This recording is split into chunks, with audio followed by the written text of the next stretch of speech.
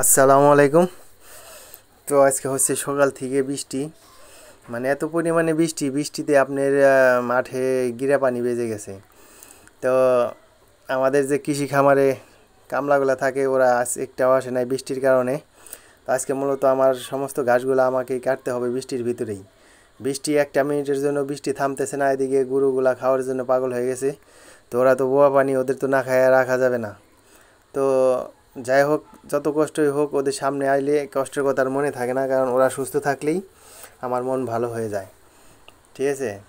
তো এখন আমি ঘাসগুলো কেটে ওদের দেব। ওদের প্রায় 18 বোঝার মতো, মানে 18 আটির মতো ঘাস লাগবে এক এক অক্টে। এই সম্পূর্ণ ঘাস আমার বৃষ্টির ভিতরেই কাটতে হবে। তো আল্লাহর নাম নিয়ে আরম্ভ করলাম ঘাস কাটা। তো সবগুলা ঘাস কেটেই আজকে তারপরে যাব। ঠিক আছে। আর আজকে হচ্ছে সকাল থেকেই আমাদের দেশে তো মানে বৃষ্টি নামলেই কারেন্ট থাকে না, সকাল থেকেই কারেন্ট নাই।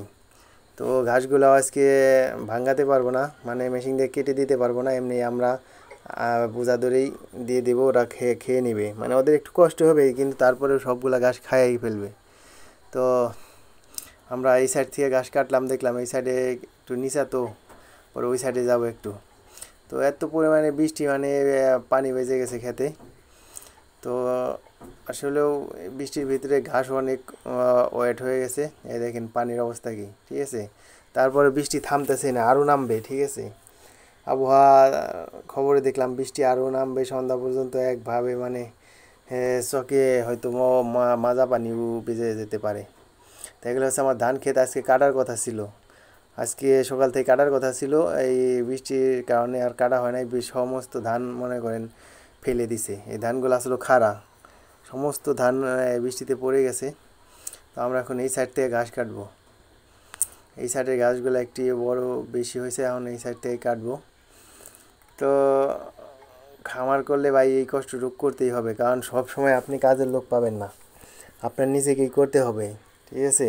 তাইলে আপনার খামার টিকবো, তাইলে টিকবো না। খালি আপনার ওই কর্মচারী বসায় থাকবেন, ওরা তো মনে করেন একটু কষ্ট দেখলেই ওই দিন আর আসবে না, বৃষ্টি নামলে আসবে না, ঝড় হইলে আসবে না। তখন এগুলো আপনাকেই করতে হবে। তো এগুলো যদি পারেন তো খামার করেন, তাহলে করার দরকার নাই। তো আসলে অনেক বৃষ্টি, একটু ঠান্ডাও লাগতেছে, তারপরেও কিছু করার নাই। ঠিক আছে। আবার দেখা যায় নি যে ঝোঁক আছে না, যে এক একটা ঝোঁকও আছে এর ভিতরে। মানে ঘাস, তো ঘাস খেত ঝোঁক, বৃষ্টি নামলে এক একটা থাকতেই পারে। তারপরে সমস্যা নাই, ভয় পাই না। তো এত পরিমাণে বৃষ্টি হঠাৎ করে কল্পনার বাইরে ছিল যে এত পরিমাণ বৃষ্টি হবে। তো ঘাসগুলা আমি ওদের দিয়েছি, খাইতেছে, মানে এক বোঝা করে কাটি আর ওদের দিয়ে আসতেছি, এভাবেই মূলত খাইতেছে ওরা।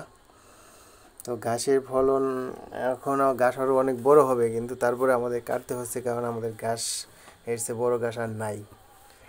তো আর ঈদের আছে হচ্ছে আপনাদের 7 দিন আছে, আর 7 তারিখে ঈদ, আজকে হচ্ছে 1 তারিখ সম্ভবত।